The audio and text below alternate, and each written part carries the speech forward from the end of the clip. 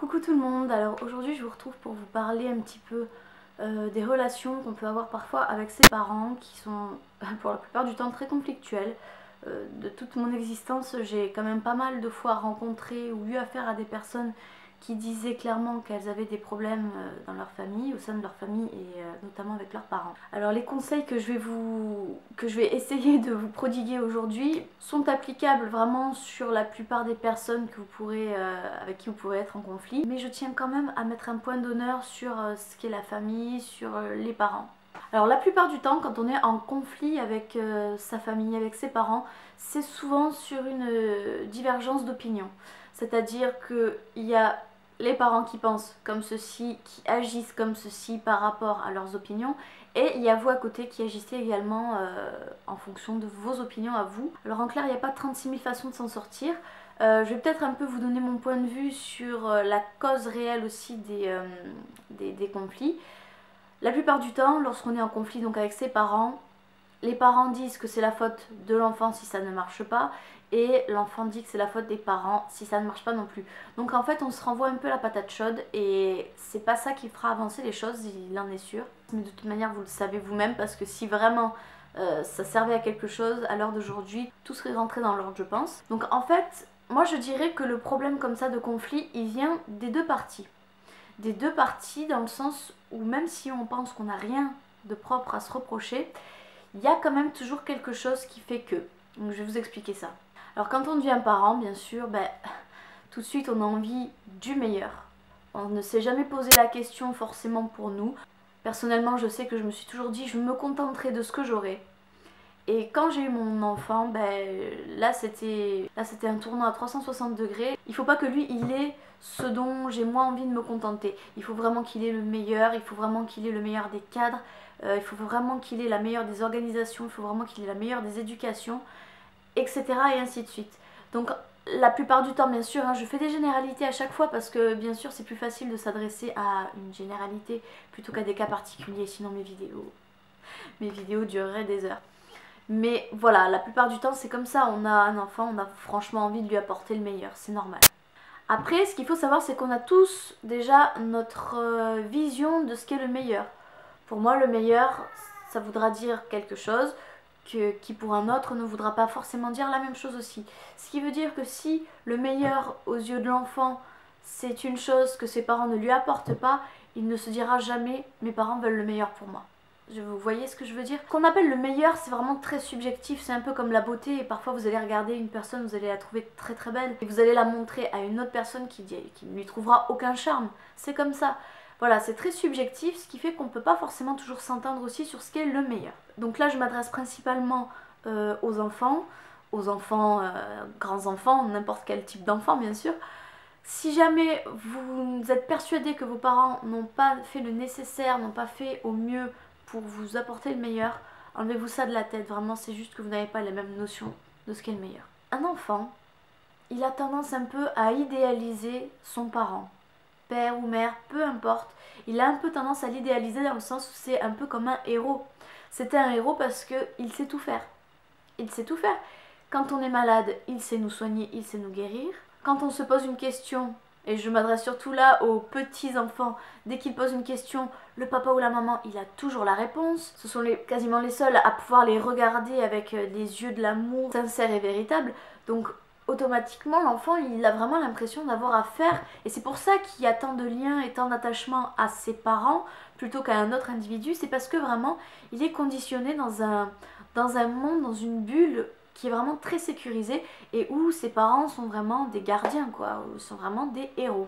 Et du coup quand on voit un petit peu ses parents comme ça, moi la première je veux dire, ma mère par exemple, à chaque fois que j'allais chez les gens, par exemple que j'étais invitée par des amis quoi que ce soit, quand je voyais une maman faire différemment de la mienne, je me disais ah mais pourquoi elle fait comme ça, la mienne fait mieux. Voilà, en fait au bout d'un moment je faisais les comparatifs et j'avais toujours l'impression que ma mère avait les meilleurs conseils et que c'était mieux chez ma mère. Et le parent, comme on le voit comme un héros, on a aussi tendance à penser qu'il est infaillible, qu'il n'a pas le droit à l'erreur. Voilà, la faille n'existe pas chez lui. Et quand on est enfant, qu'on est petit, on ne remarque pas tout à fait ça, que le parent peut être imparfait. il le cache bien et puis on se pose pas non plus trop la question de savoir si notre parent fait bien les choses ou ne les fait pas bien. C'est en grandissant quand on commence à vraiment se forger notre propre avis, quand on commence à être un petit peu plus indépendant de la vie de nos parents, etc. et des parents tout court, c'est là qu'on commence à faire des comparaisons justement et qu'on peut de temps en temps se dire c'est drôle, moi j'ai cet avis, papa et maman ont celui-ci. Et ça m'énerve qu'ils ne pensent pas comme moi, parce que ce que je pense moi, ça me semble être juste et la vérité. Voilà. Donc c'est là qu'il commence à se produire une opposition. Ça vient pas du parent à la base, ça vient vraiment de l'enfant, de son évolution. Et pour moi, je trouve que c'est normal.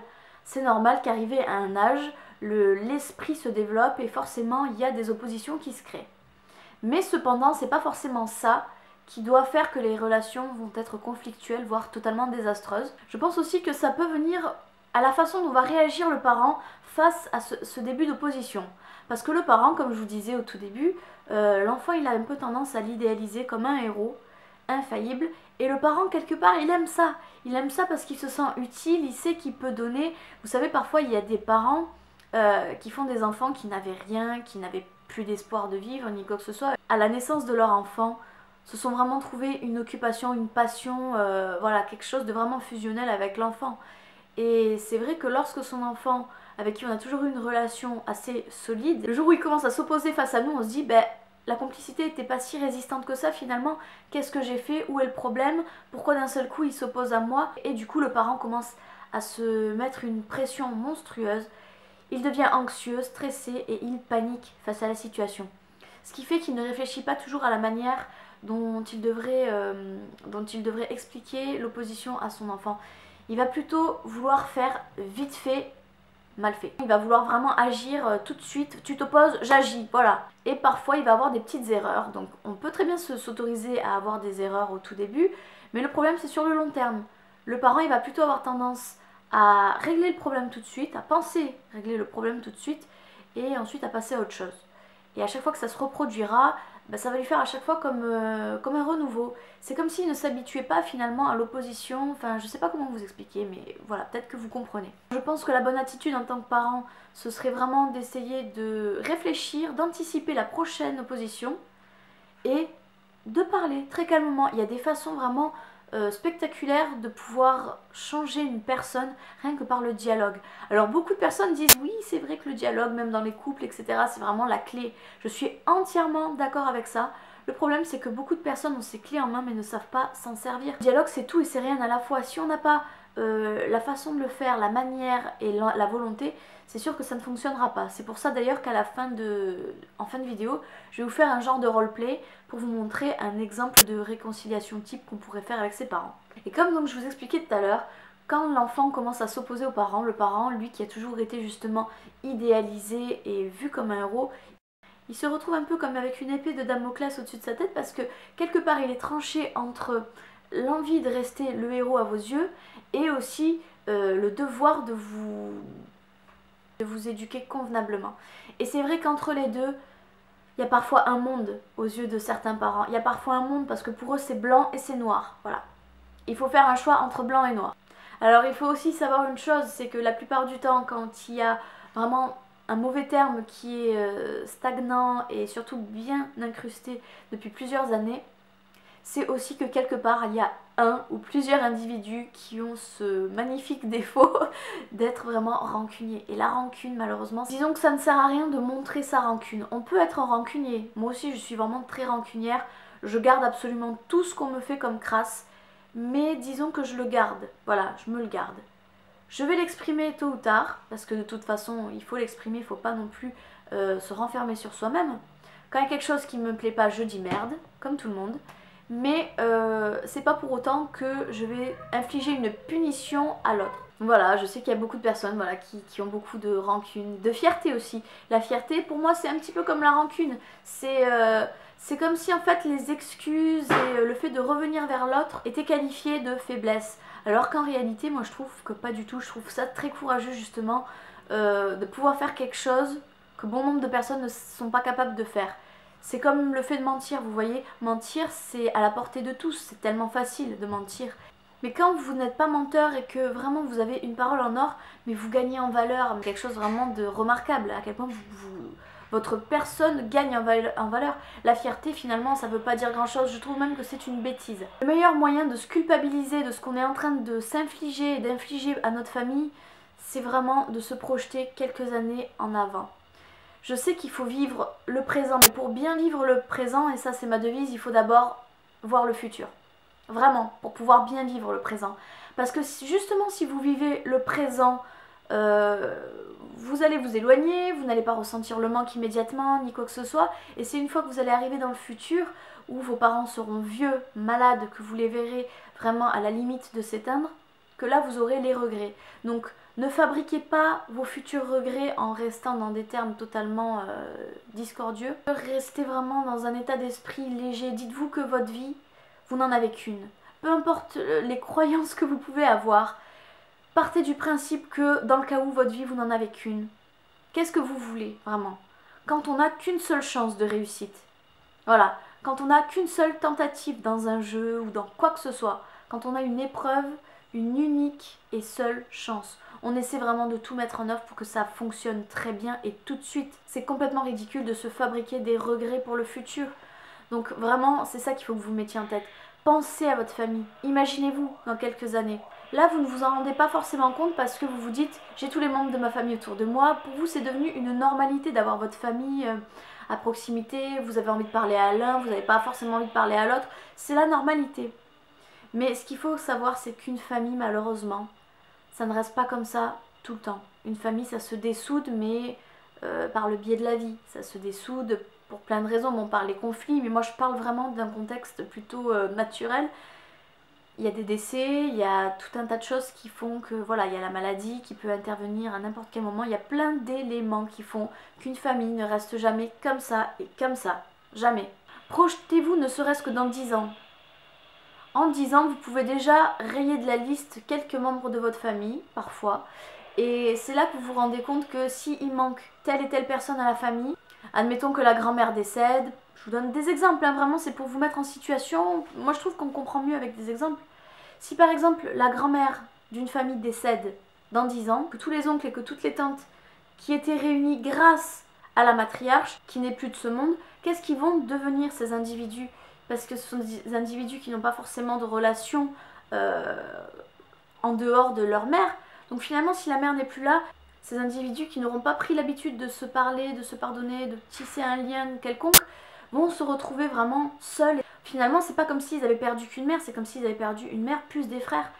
Vous voyez, c'est ridicule, c'est ridicule. Quand je regarde mes parents, je vois leur première ride, je vois qu'ils commencent à avoir des cheveux blancs, je vois ce genre de choses qui me font mal au cœur et je me dis, mon Dieu, ils sont encore jeunes, il faut vraiment...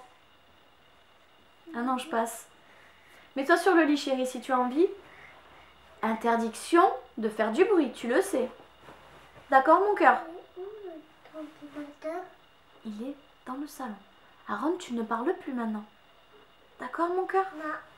C'est très bien. Je vais immédiatement passer un petit peu au roleplay, donc pour vous montrer de quelle manière est-ce que vous pouvez aborder un peu une réconciliation, bien que ce ne soit pas toujours facile, on va essayer de la faciliter. Donc première des choses, vous mettez votre orgueil et tout ce que vous avez, vous foutez aux chiottes, vous tirez la chasse, c'est fini, on n'en parle plus. La fierté, niette. C'est fini, maintenant vous profitez. Même s'il y a des conflits, prenez-le vraiment de manière dérisoire, même si ça peut vous faire mal parfois. Dites-vous que votre parent que vous avez face à vous n'est pas un être infaillible. On n'a peut-être aussi pas su faire avec lui, ce qui fait qu'il ne peut pas forcément savoir faire avec vous. Il n'y a pas d'âge pour apprendre. Dites-vous ça, il n'y a pas d'âge pour apprendre, il n'y a pas d'âge non plus pour pardonner. Alors moi ce que je vous invite à faire là tout de suite, c'est de vous diriger vers votre parent. Essayez de le prendre dans un moment où il n'est pas occupé, où il n'est pas en train de faire à manger, où il n'est pas tracassé, où il n'est pas énervé. Un moment où il est calme. Peut-être quand il est posé sur le canapé, en train de zapper, qui ne sait pas vraiment quoi faire. Enfin voilà, il y a toujours une opportunité, il y a toujours un moment d'approcher l'individu. Et là, vous allez vous asseoir à côté de la personne, non pas face à lui, parce que, comment dire, dans le langage du corps, en fait, quand vous vous mettez face à une personne, ça peut être pris comme un affront. Donc vous vous mettez à côté c'est vraiment quelque chose de plus complice, de plus amical. Et vous vous tournez bien sûr, vous n'allez pas rester à côté et parler face au mur. Vous allez quand même vous exprimer face à la personne, mais c'est très important que vous soyez à côté. Pas forcément très proche, pas forcément très loin non plus. Trouvez le juste milieu, voilà. La distance de courtoisie nécessaire, on va dire. Et là, c'est le moment où vous allez vous foutre de moi parce que je vais vous mettre un petit peu tout ça en scène pour pouvoir vraiment vous faire comprendre. Et puis, je connais pas mon texte par cœur, je suis pas comédienne. Mais j'ai préparé un genre de dialogue type que vous pouvez bien entendu utiliser quand vous avez envie de faire votre réconciliation. C'est parti, c'est parti. Donc là, vous allez entamer le dialogue vraiment en regardant. Essayez vraiment de chercher le regard de la personne. Regardez-la vraiment dans les yeux, ne baissez pas les yeux parce que cette envie justement de chercher le regard, ce sera très significatif en fait de votre volonté d'y arriver, vous voyez. Maman, j'aurais envie de discuter avec toi, est-ce que je peux m'asseoir? Ah oui, qu'est-ce qu'il y a, tu veux quoi? Je voudrais essayer de comprendre pourquoi toi et moi ça fonctionne pas bien. Dis-moi vraiment ce que tu me reproches pour que je puisse me remettre en question s'il le faut. Ce que je te reproche?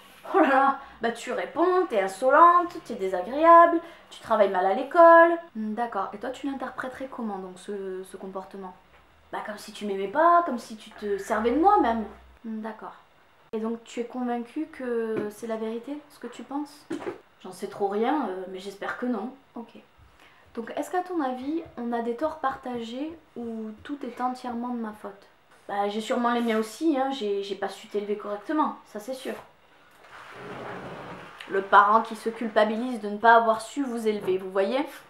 Alors rassure-toi tout de suite, parce que si tel était le cas, ben, j'aurais jamais pris l'initiative aujourd'hui de vouloir chercher avec toi le pourquoi du comment, tu vois? Si je me lance dans ce type de conversation, c'est que quelque part on m'a inculqué des valeurs auxquelles je tiens et que je veux sauver.